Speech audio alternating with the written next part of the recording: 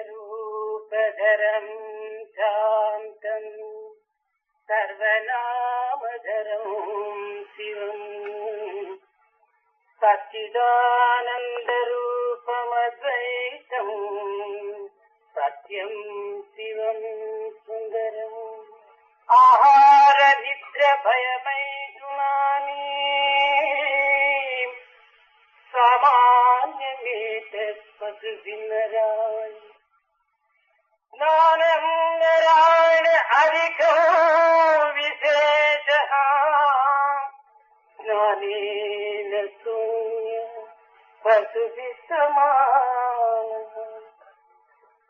ಪವಿತ್ರಾತ್ಮ ಸ್ವರೂಪರಾದ ವಿದ್ಯಾರ್ಥಿನಿಗೆ ವಿದ್ಯಾಪೋಷಕರೇ, ವಿದ್ಯಾಭಿಮಾನವೇ, ವಿನಯ ವಿಧೇಯ ವಿಜ್ಞಾನಕ್ಕೆ ನಿಲಯವಾದ ನಮ್ಮ ವಿದ್ಯಾ ಸಂಸ್ಥೆಗಳು ಆದರ್ಶವನ್ನು ಬಿಟ್ಟು ದೇಶಕಾಲ ಪರಿಸ್ಥಿತಿ ಪ್ರಭಾವಕ್ಕೆ ಗುರಿಯಾಗಿದ್ದ ಕಾರಣದಿಂದ ಜೀವನವೇ ಒಂದು ದೊಡ್ಡ ಸಮಸ್ಯೆ ತೋರಣವಾಗಿ ಕಾಣಿಸ್ತಾ ಇದ್ದಾರೆ.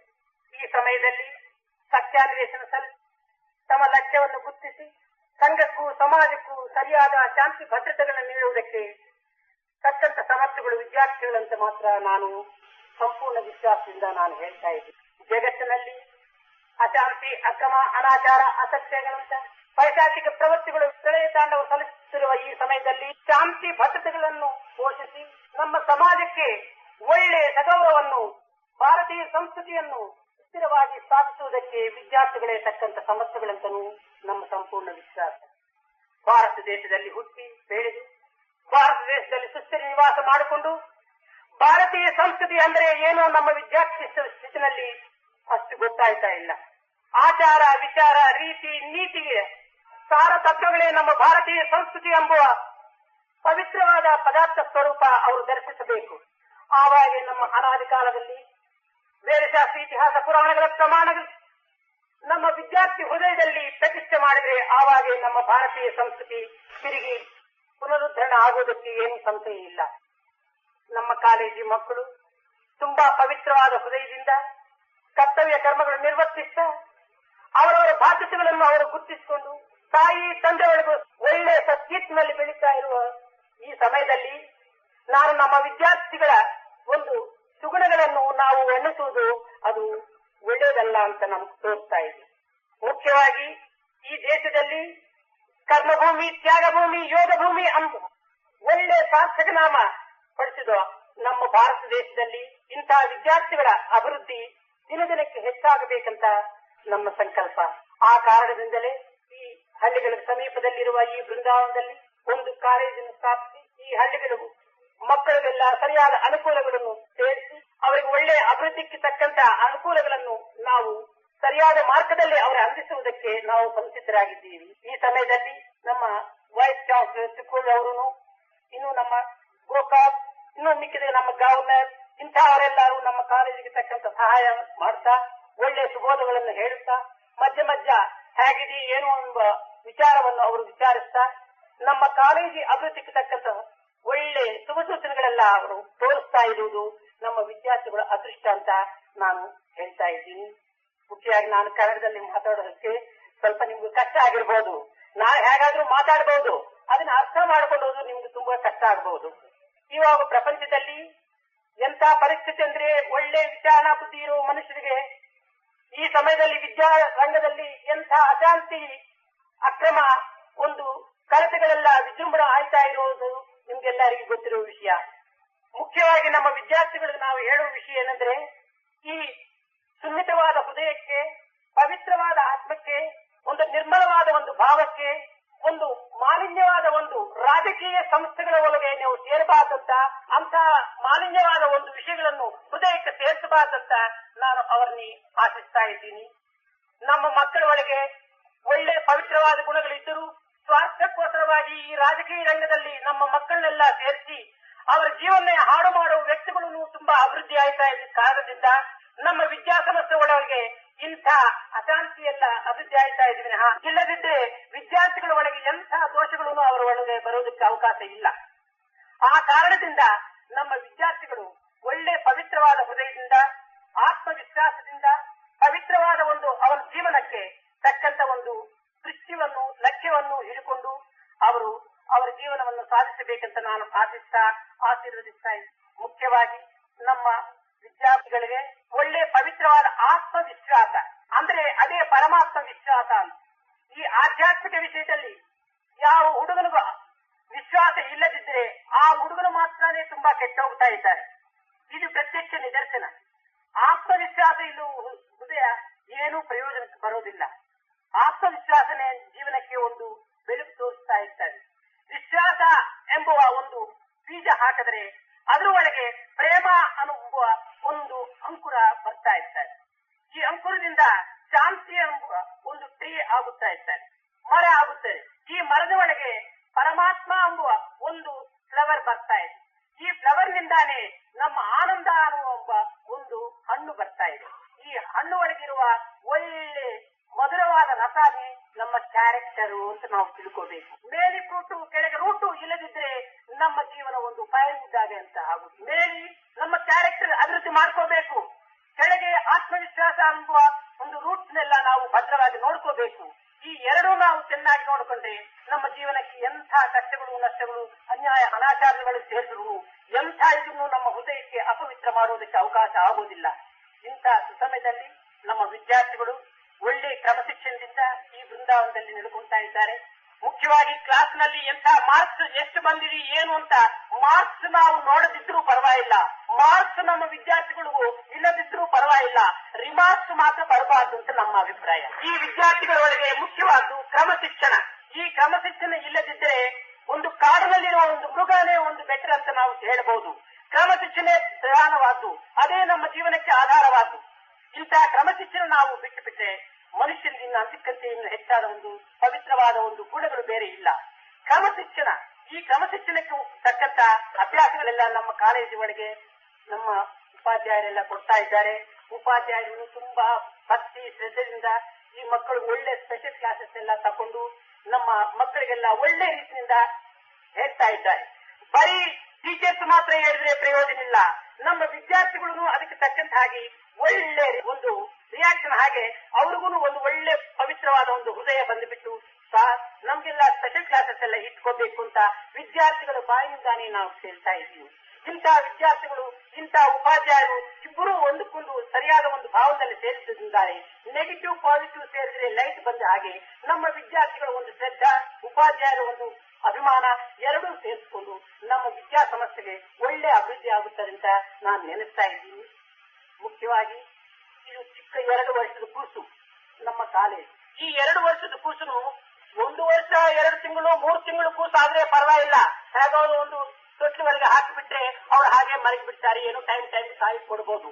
ಇವಾಗ 2 ವರ್ಷ ಕೂಸು ಆದ್ಮೇಲೆ ನಮ್ಮ ಬಾಧ್ಯತೆ ತುಂಬಾ ಜಾಸ್ತಿ ಆಗಿದೆ. ಕಾರಣ ಏನಂದ್ರೆ ನಡೆಯುವುದಕ್ಕೆ ಅವ್ರಿಗೆ ಕಾಲು ಬಂತು, ತಿರುವುದಕ್ಕೆ ಹಲ್ಲು ಬಂತು. ಇನ್ನು ಈ ಕಾಲ ಆಧಾರದಿಂದ ಹೊರಗಡೆ ಹೋಗಿಬಿಟ್ಟು ಏನೇನು ಗಲಾಟೆಗಳು ಮಾಡ್ಕೊಂಡು ಬಿಡ್ತಾರೋ, ಏನೇನು ಪ್ರಮಾಣಗಳೆಲ್ಲ ತರಿಸ್ಕೊಳ್ತಾರೋ ಅನ್ನೋದು ಒಂದು ಭಯ ಬಂದಿದೆ. ಅದಕ್ಕೆ ಕಾರಣದಿಂದ ಈ ಸಮಯದಲ್ಲಿ ನಮ್ಮ ವಿದ್ಯಾಸಂಸ್ಥೆಯ ಸಮಿತಿನವರು, ನಮ್ಮ ಉಪಾಧ್ಯಾಯರು ತಕ್ಕಂತ ಶ್ರದ್ಧೆಯಿಂದ ಅವನ್ನ ತುಂಬಾ ಕೇರ್ಫುಲ್ ಆಗಿ ನೋಡಿಕೊಂಡು ಯಾವ ಸಮಯಕ್ಕೆ ಆ ವಿದ್ಯಾರ್ಥಿಗಳು ಎಂತ ಪದಾರ್ಥ ಅಂದಿಸಬೇಕು ಅಂತ ವಿಷಯಗಳೆಲ್ಲ ಸೇರಿಸಿಕೊಂಡು ವಾರಕ್ಕೆ ಒಂದಪ್ಪ ರಾಮಾಯಣ, ಭಾರತ, ಭಾಗವತ, ಇತಿಹಾಸ, ಪುರಾಣ, ಭಗವದ್ಗೀತಾ ಇಂಥ ಪವಿತ್ರವಾದ ಗ್ರಂಥಗಳ ಸಾರವನ್ನು ಆ ಮಕ್ಕಳ ಹೃದಯಕ್ಕೆ ಸೇರಿಸ್ತಾ ನಮ್ಮ ರಾಜರತ್ನ ಅವರು ಮಾಡ್ತಾ ಇರುವ ಸೇವಾ ಇಷ್ಟು ಅಷ್ಟು ಅಂತ ಹೇಳೋದಕ್ಕೆ ಆಗೋದಿಲ್ಲ. ನಿಜವಾಗಿ ಆ ಕ್ಲಾಸ್ನಿಂದಾನೇ ನಮ್ಮ ವಿದ್ಯಾರ್ಥಿಗಳಿಗೆಲ್ಲ ಒಳ್ಳೆ ಭಾವನೆಗಳೆಲ್ಲ ಬಂದುಬಿಟ್ಟು ಈ ಸ್ವಲ್ಪತ್ರ ಒಳಗೆ ನೀವು ನೋಡಬಹುದು ಎಂಥ ಡ್ರಾಮಾಸ್ ಎಲ್ಲ ಹಾಕ್ತಾ ಇದ್ದಾರೆ ಅಂದ್ರೆ, ಈ ಕಾಲದಲ್ಲಿ ಇಂಥ ಕಾಲೇಜ್ ಇದ್ದೇನೆ ಏನಾದ್ರೂ ಅವನು ಮಾಡ್ಕೊಂಡ್ಬಿಟ್ರೆ ಆ ಕಾಲೇಜ್ ಒಳಗೆ ನೋಡುವುದಕ್ಕೆ ಸಾಧ್ಯ ಇಲ್ಲ, ಕೇಳುವುದಕ್ಕೆ ಕಿವಿ ಕಟ್ ಮಾಡ್ಕೊಡ್ಬೇಕು. ಅಂತ ಪದಗಳು, ಅಂತ ವೇಷಗಳೆಲ್ಲ ಹಾಕೊಂಡು ಡ್ರಾಮಾ ಅಲ್ಲ ಅಂತ ಮಾಡ್ತಾರೆ. ನಮ್ಮ ಕಾಲೇಜು ಮಕ್ಕಳು ಅಂತ ವಿಷಯದಲ್ಲಿ ಹೋಗಲಿಲ್ಲ. ನಾನು ಏನಾದ್ರೂ ಒಂದು ಹೇಳಿದ್ರು ಬೇಡ ಸ್ವಾಮಿ, ಆಧ್ಯಾತ್ಮಿಕ ವಿಷಯದಲ್ಲಿ ನಾವು ಒಂದು ಒಳ್ಳೆ ಪ್ರದರ್ಶನ, ನಮ್ಮ ಹೃದಯದಲ್ಲಿರುವ ನಮ್ಮ ಭಾವನೆಗಳೆಲ್ಲ ಜನಕ್ಕೆಲ್ಲ ಪ್ರದರ್ಶನ ಮಾಡಿಬಿಟ್ಟು ಅವರ ಆನಂದ ನಮ್ಮ ಆನಂದ ಸೇರಿಸಿಕೊಂಡು ನಮ್ಮ ಜೀವನ ಆನಂದಕ್ಕೆ ತಕ್ಕಂತ ಬದುಕು ನಾವು ನೋಡ್ಕೊಳ್ತೀವಿ ಅಂತ ಹೇಳ್ಕೊಂಡು ಇವತ್ತು ಬುದ್ಧ, ಈ ಬುದ್ಧ ಅಂತ ಇದರಲ್ಲಿ ಒಂದು ತಾಯಿ ಮಗು ಸತ್ತೋಗುತ್ತೆ. ಆ ಮಗುಗೂ ಪ್ರಾಣ ಭಿಕ್ಷೆ ಕೊಡ್ಬೇಕಂತ ಅವರು ಆ ಬುದ್ಧನ ಹತ್ರ ಬಂದು ಕೇಳ್ಕೊಂಡೋದು.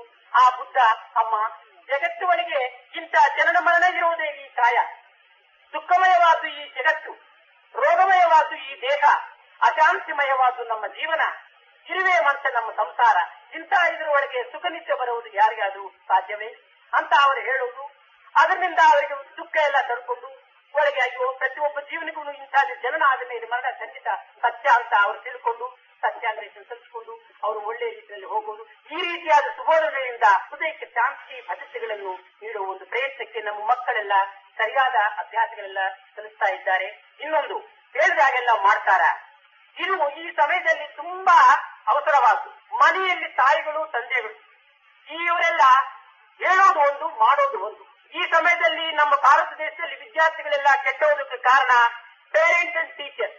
ಈ ತಾಯಿ ತಂದೆ ಅವರು ಉಪಾಧ್ಯಾಯರು ಸರಿಯಾದ ಮಾರ್ಗದಲ್ಲಿ ಅವರನ್ನು ತಿಳಿಸಿದ್ರೆ ಎಷ್ಟು ಒಳ್ಳೆ ಮಾರ್ಗಕ್ಕಾದ್ರೂ ಹೋಗೋದಕ್ಕೆ ಅವಕಾಶ ಇರ್ತಾರೆ. ತಾಯಿ ತಂದೆ ಅವರು ಮನೆಯಲ್ಲಿ ನಿರಂತರ ಮಾಡೋ ಒಂದು ಇದರಲ್ಲಿ ಅವ್ರು ನೋಡಿಕೊಂಡು ಆ ಮಾರ್ಗದಲ್ಲಿ ಅವ್ರನ್ನ ಅನುಸರಿಸಿ ಆ ತಾಯಿ ತಂದೆ ಅವರು ಏನು ಹೇಳೋದಕ್ಕೆ ಸಾಧ್ಯ ಇಲ್ಲ ಅಂತ ಒಂದು ಫ್ರೀಡಮ್ ನಲ್ಲಿ ಹೋಗಿ ಸೇರ್ತಾ ಇದ್ದಾರೆ. ನಾನು ನಮ್ಮ ಮಕ್ಕಳಿಗೆಲ್ಲ ಹೇಳೋದದು ಫ್ರೀಡಮ್ ಅಂದ್ರೆ ಒಂದು ಇವಾಗೆಲ್ಲ ಇಷ್ಟಾನುಸಾರ ನಮ್ಮ ಇಷ್ಟ ಪ್ರಕಾರ ಬಜಾರ್ನಲ್ಲೆಲ್ಲ ಓಡಾಡೋದು, ಸಿನಿಮಾಗಳೆಲ್ಲ ಹೋಗೋದು, ಇನ್ನು ಮಿಕ್ಕಿದಕ್ಕೆಲ್ಲ ಏನೇನೋ ಕೆಟ್ಟ ಕೆಟ್ಟ ಕೆಲಸಗಳೆಲ್ಲ ಹೋಗೋದು, ಇದು ಅಲ್ಲ ನಮ್ಮ freedom. The end of wisdom is freedom ಅಂತ, the end of culture is perfection ಅಂತ, the end of education is character ಅಂತ, the end of knowledge is love. ಈ ನಾಲ್ಕು ನಮ್ಮ ಹೃದಯದಲ್ಲಿ ಸ್ಥಾಪಿಸ್ಕೊಂಡು ಬಿಟ್ಟರೆ ಇದಕ್ಕಂತೆ ನಮ್ಮ ವಿದ್ಯಾರ್ಥಿಗಳು ಬೇಕಾದ ಒಂದು ಇಲ್ಲ. ತಾಯಿ ತಂದೆ ಅವರು ಎಷ್ಟೋ ಕಷ್ಟಪಟ್ಟು ಮಕ್ಕಳೆಲ್ಲ ಏನೋ ಅವರ ಹೊಟ್ಟೆ ಬಟ್ಟೆಗೂ ಇಲ್ಲಂತ ಹಾಗೆ ಮಾಡಿಕೊಂಡು ಮಕ್ಕಳು ಎಷ್ಟೋ ಪ್ರೀತಿಯಿಂದ ಅವರು ಕಾಪಾಡ್ತಾ ಇದ್ದಾರೆ. ಅಂತ ತಾಯಿ ತಂದೆಯವರಿಗೆ ನಾವು ದೊಡ್ಡವರಾದ ಮೇಲೆ ಮಾತೃದೇವೋ ಭವ, ಪಿತೃದೇವೋ ಭವ, ಆಚಾರ್ಯ ದೇವೋ ಭವ ಇಂತಹ ಪವಿತ್ರವಾದ ನಮ್ಮ ಕರ್ತವ್ಯಗಳಿಂದ ಆ ತಾಯಿ ತಂದೆಯವರಿಗೆ ಸಾಧ್ಯವಾದಷ್ಟು ಸಂತೋಷ ಕೊಡುವುದಕ್ಕೆ ಪ್ರಯತ್ನ ಮಾಡಬೇಕು. ಅದೇ ನಮ್ಮ ಮಕ್ಕಳಿಗೆಲ್ಲ ಮುಖ್ಯವಾದ ಒಂದು ಸೇವಾ. ಇವತ್ತು ಏನೋ ಒಂದು BA MA ಒಂದು ಏನೋ ಒಂದು ಡಿಗ್ರಿ ತಗೊಂಡು ಅದೊಂದು ಪಿಚ್ಚ ಪಾತ್ರ ಹಾಗೆ ಕೈನಲ್ಲಿ ಹಿಡ್ಕೊಂಡು ಆಫೀಸ್ ಹತ್ರ ಹೋಗಿ ಒಂದು ಉದ್ಯೋಗ ಉದ್ಯೋಗ ಉದ್ಯೋಗ ಅಂತ ನಾವು ಬೆಟ್ ಮಾಡುವುದಕ್ಕಂತೆ ನಮ್ಮ ಮನೆ ಕರ್ತವ್ಯಗಳೆಲ್ಲ ನಾವು ಸರಿಯಾಗಿ ನಿರ್ವಹಿಸಿದ್ರೆ ಇದೇ ನಮ್ಮ ಜೀವನಾಧಾರಕ್ಕೆ ಒಳ್ಳೆಯ ಪವಿತ್ರವಾದ ಮಾರ್ಗ ಆಗುತ್ತದೆ. ಈ ಕಾರಣದಿಂದ ನಾವು ಸ್ವಯಂ ಕೃಷಿಯಾಗಿ ನಾವು ನಮ್ಮ ಸಂಸಾರದಲ್ಲಿ ಯಾವ ರೀತಿಯಲ್ಲಿ ನಾವು ನಡ್ಕೊಂಡು ನಮ್ಮ ತಾಯಿ ತಂದೆಯವರಿಗೆ ಸೇವೆ ಮಾಡುವುದಕ್ಕೆ ನಾವು ನಮ್ಮ ಲೈಫ್ ಒಂದು ಸ್ಯಾಕ್ರಿಫೈಸ್ ಮಾಡಬೇಕು ಅಂತ ಸಿದ್ಧವಾಗಿರಬೇಕು. ಈ ಕಾರಣದಿಂದ ನಮ್ಮ ಮಕ್ಕಳಿಗೆಲ್ಲ ತಾಯಿ ತಂದೆಯವರಿಗೆ ಸಂತೃಪ್ತಿ ಮಾಡದಿದ್ದರೆ ಪರಮಾತ್ಮನೂ ಸಂತೋಷ ಪಡೋದಿಲ್ಲ, ಪರಮಾತ್ಮ ಅನುಗ್ರಹಕ್ಕೂ ನಾವು ಹತ್ರ ಆಗುವುದಿಲ್ಲ. ಪರಮಾತ್ಮ ಅನುಗ್ರಹ ನಾವು ಬರಬೇಕಂದ್ರೆ ಮೊದಲು ತಾಯಿ ತಂದೆಯವರಿಗೆ ಸಂತೃಪ್ತಿ ಮಾಡಬೇಕು. ನಮ್ಮ ಭಾರತೀಯ ಸಂಸ್ಕೃತಿ ಒಳಗೆ ಇದೇ ಎರಡು, ಮಾತೃದೇವೋ ಭವ, ಪಿತೃದೇವೋ ಭವ. ಇನ್ನು ಎರಡು ನಿರಂತರವಾಗಿ ನಮ್ಮ ಆಚರಣೆಯಲ್ಲಿ ಇಟ್ಟುಕೋಬೇಕಂತದ್ದು ಎರಡು. ಸತ್ಯಂ ವದ ಧರ್ಮಂ ಚರ. ಸತ್ಯ ಹೇಳಬೇಕು, ಧರ್ಮ ನಡ್ಕೋಬೇಕು. ಇವಾಗ ಏನ್ ಮಾಡ್ತಾ ಇದ್ದಾರೆ ಅಂದ್ರೆ ಧರ್ಮ ಹೇಳ್ತಾ ಇದ್ದಾರೆ, ಮಾಡ್ತಾ ಇಲ್ಲ. ಮಾಡದಿದ್ರೆ ಇವರು ಹೇಳಿದ್ರು ನಮ್ಮ ವೈಸ್ ಚಾನ್ಸಲರ್ ಅವರು ಹೊಟ್ಟೆ ಎಲ್ಲ ಹಸುವಾಗ್ತಾ ಇರುವ ಸಮಯದಲ್ಲಿ ಏನೋ ಒಂದು ಮಾವಿನ ಗಿಡ ಕೆಳಗೆ ಮಲ್ಕೊಂಡು ಮಾವಿನ ಹಣ್ಣು ನಮ್ಮೊಳಗೆ ಬಂದ್ಬಿಡು ಅಂತ ಅಷ್ಟು ಹೇಳಿದ್ರೆ ಆ ಮಾವಿನ ಹಣ್ಣು ಅವ್ರ ಬಾಯಿಗೆ ಸಿಗ್ತಾ ಇಲ್ಲ. ಆದ್ರೆ ಯಾವ ಕಾರ್ಯಕ್ಕೆ ಎಂಥ ಕರ್ತವ್ಯ ಕರ್ಮಗಳೆಲ್ಲ ಮಾಡಬೇಕು ಅಂತ ಕರ್ತವ್ಯ ಕರ್ಮಗಳೆಲ್ಲ ನಾವು ಮಾಡಿದ್ರೇನೆ ಆ ಪರಿಸ್ಥಿತಿ ನಾವು ಅನುಭವಿಸುವುದಕ್ಕೆ ಅವಕಾಶ ಸಿಗ್ತಾ ಇರ್ತದೆ. ಅದೇ ರೀತಿಯಾಗಿ ನಾನು ತೆಲುಗಿನಲ್ಲಿ ಒಂದು ಪದ್ಯ ಹೇಳ್ತೀನಿ. ಅಂಧಕಾರಂದೆಲ್ಲ ಹತಮಾರುನೇ ಚೂಡ ವಸುದಲೋ ದೀಪಕು ವಾಸ್ತವಲನ. ಇವಾಗ ಕತ್ತಲಾಗಿರುವ ಸಮಯದಲ್ಲಿ ಅಯ್ಯೋ ದೀಪ ದೀಪ ದೀಪ ಇದ್ರೆ ಬೆಳಕು ಬರ್ತಾ ಅಂತ ದೀಪದ ಹೆಸರೆಲ್ಲ ನಾವು ನೆನೆಸ್ಕೊಂಡು ಹೋಗ್ತಾ ಇದ್ರೆ ನಮ್ಗೆ ಬೆಳಕು ಬರೋದಿಲ್ಲ. ದೀಪ ಹಚ್ಚಿಸಬೇಕು. ನೋಡು, ದೀಪ ಹಚ್ಚಿಸಿದ್ರೆ ಆವಾಗ ನಮ್ಗೆ ಬೆಳಕು ಬರ್ತಾ ಇದೀವಿ. ಸುಮ್ನೆ ಬೆಳಕು ಬೆಳಕು ಬೆಳಕು ಬೆಳಕು ಅಂತ ಸುಮ್ನೆ ನಮ್ಮ ಮನಸ್ಸೊಳಗೆ ನೆನೆಸ್ತಾ ಇದ್ರೆ ಈ ಅಂಧಕಾರ ಹೋಗುವುದಿಲ್ಲ, ಬೆಳಕು ಬರೋದಿಲ್ಲ. ರೋಗ ಬೀಡುತ್ತೀನಿ ಬಲ್ ರೋಗಂಬು ತೀರುನ ಔಷಧ ಮಹಿಮಂಬು ಅಂತವಿನ್ನ. ರೋಗದಿಂದ ನಾವು ಕಷ್ಟಪಡ್ತಾ ಇರುವ ಸಮಯದಲ್ಲಿ ಏನೋ ಇಂಥ ಮೆಡಿಸನ್ ಅಂತ ಏನೋ ಮೆಡಿಸನ್ ಹೆಸರೆಲ್ಲ ನಾವು ನೆನೆಸ್ಕೊಳ್ತಾ ಇದ್ರೆ ನಮ್ಮ ರೋಗ ನಿವಾರಣೆ ಆಗೋದಿಲ್ಲ. ಆಗೊನ್ನವಾನಿ ಆಕಲಿ ತೀರುನ ಪಂಚಭಕ್ಷಂಬುಲ ಪಾಕಮುವಿನ. ಪಂಚಭಕ್ಷ ಪ್ರಮಾಣ ಅಂತ ಎಷ್ಟು ದಪ್ಪ ನಾವು ನೆನೆಸಿದ್ರು ನಮ್ಮ ಹೊಟ್ಟೆ ಒಳಗೆ ಪದಾರ್ಥ ಸೇರುವುದಿಲ್ಲ. ಅದು ನಾವು ತಟ್ಟೆ ಒಳಗೆ ಇಟ್ಕೋಬೇಕು. ತಟ್ಟೆ ಒಳಗಿರುವುದು ಹೊಟ್ಟೆ ಒಳಗೆ ಹೋಗಿ ಸೇರ್ಬೇಕಂದ್ರೆ ಕೈಗೆ ಬಾಯಿಗೆ ಕೆಲಸ ಕೊಡ್ಬೇಕು. ಇಂಥ ಕೆಲಸ ನಾವು ಕೊಟ್ಟರೆ ಆವಾಗ ನಮ್ಮ ಹಸು ತೀರ್ತಾ ಇದೆ.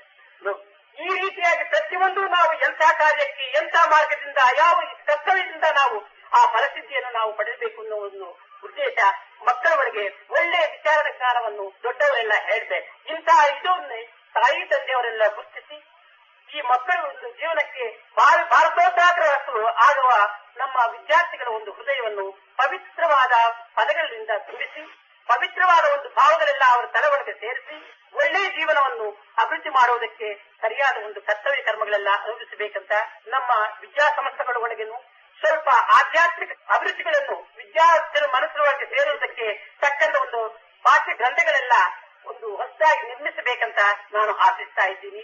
ಯಾಕಂದ್ರೆ ಈ ವಿದ್ಯಾವಿಧಾನದಲ್ಲಿ ಏನೂ ಪ್ರಯೋಜನ ಇಲ್ಲ.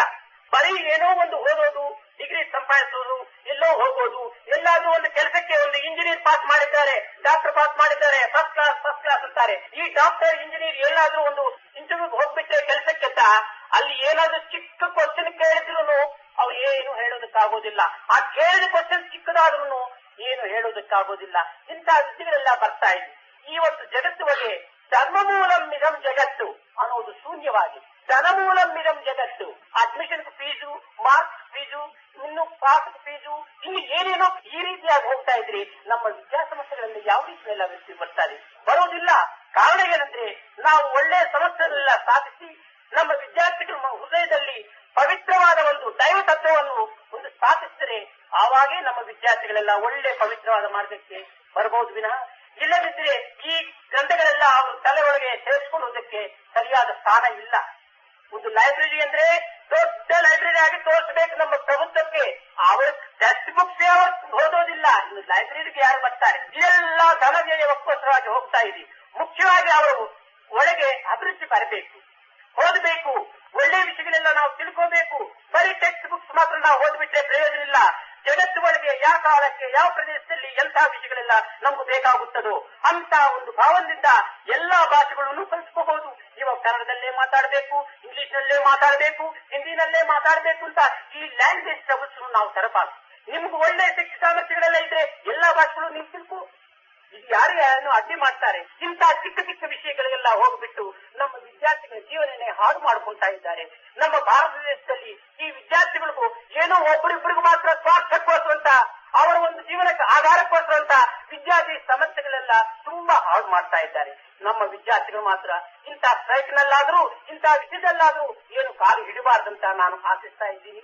ಅವರನ್ನು ಹಿಡಿಯೋದಿಲ್ಲ ಅಂತ ನಮಗೂ ವಿಶ್ವಾಸ ಇದೆ. ಕಾರಣ ಏನಂದ್ರೆ ಒಂದು ವರ್ಷ ನಾವು ಓದಬೇಕಂತ ಕಾಲವನ್ನು ಈ ಸ್ಟ್ರೈಕ್ಸು ಇಂತಹ ಕಾರಣಗಳೆಲ್ಲ ಒಳಗೆ ಸೇರಿಸಿಕೊಂಡು ಅವ್ರ ಮೇಲೆ ಇವ್ರ ಮೇಲೆ ಏನೇನೋ ತಂಟೆಗಳೆಲ್ಲ ಹಿಡ್ಕೊಂಡು 2 ವರ್ಷ 3 ವರ್ಷ ಕಾಲ ಎಲ್ಲ ಹಾಳು ಮಾಡ್ತಾ ಇದ್ದಾರೆ. ಇದು ಯಾರಿಗೇನು ಸುಖ?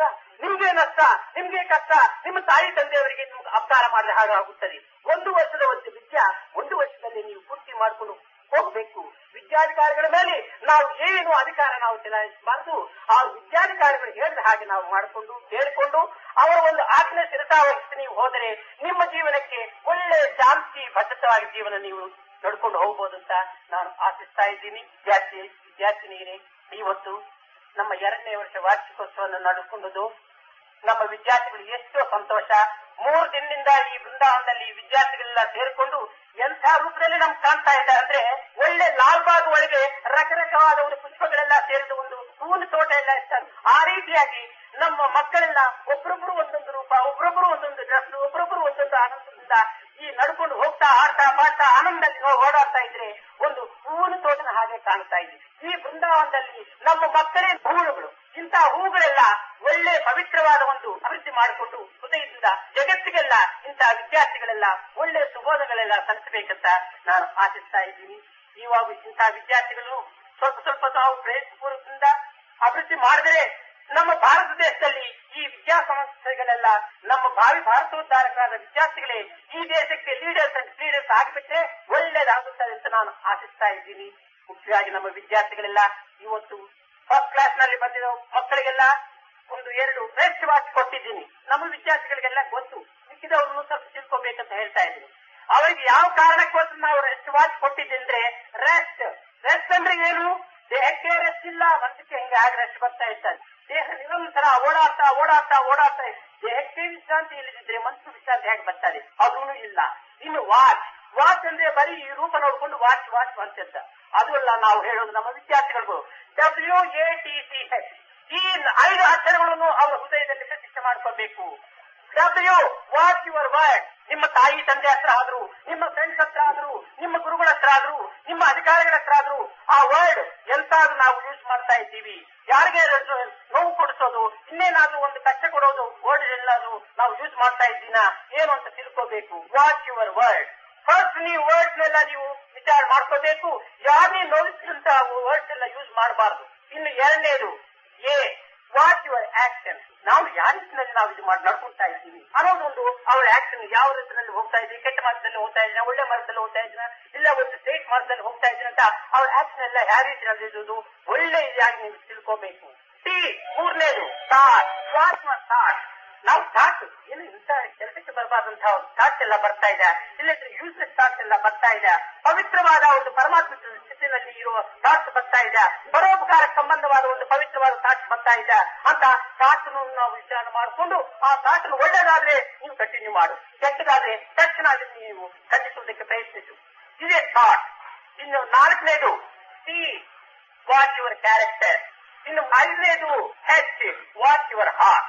Watch your word, watch your action, watch your thought, watch your character, watch your heart. ಈ ಐದು ನೀವು ಚೆನ್ನಾಗಿ ನೋಡ್ಕೊಳ್ತಾ ಇದ್ರೆ ಇದೇ ನಿಮ್ಮ ಜೀವನಕ್ಕೆ ಎಲ್ಲ ವಾಚ್ ಮಾಡಿಕೊಂಡು ಒಳ್ಳೆ ಸುಖ ಶಾಂತಿ ಅನುಭವಿಸುವುದಕ್ಕೆ ಅವಕಾಶವನ್ನು ಅಂದಿಸ್ತಾರೆ ಪರಮಾತ್ಮ. ಅದರಿಂದ ನೀವು ಈ 5 ಅಕ್ಷರಗಳನ್ನು ಪ್ರತಿಯೊಬ್ಬ ವಿದ್ಯಾರ್ಥಿನಿ ಹೃದಯದಲ್ಲಿ ಸ್ಥಾಪಿಸಿಕೊಂಡು ನಿಮ್ಮ ಕರ್ತವ್ಯ ಕರ್ಮಗಳೊಳಗೆ ನಿರಂತರ ಇದು ಕೆಟ್ಟೋಗೋದಿಲ್ಲ. ಈ ವಾಚಿ ಕೈನಲ್ಲಿ ಹಾಕೊಂಡು ವಾಚಿ ಬೇಕಾದ್ರೆ ಮಧ್ಯೆ ಮಧ್ಯೆ ಒಂದು ವರ್ಕ್ಶಾಪ್ ಹೋಗ್ಬೇಕು, ಒಂದು ರಿಪೇರಿ ಮಾಡ್ಬೇಕು, ಅದಕ್ಕೇನು ಓವರ್ ಹಾಕ್ಬೇಕು. ನಮ್ಮ ಈ ವಾಚ್ ಅನ್ನೋದು ಮಾತ್ರ ಎಲ್ಲಿ ಕೆಟ್ಟೋಗೋದಿಲ್ಲ.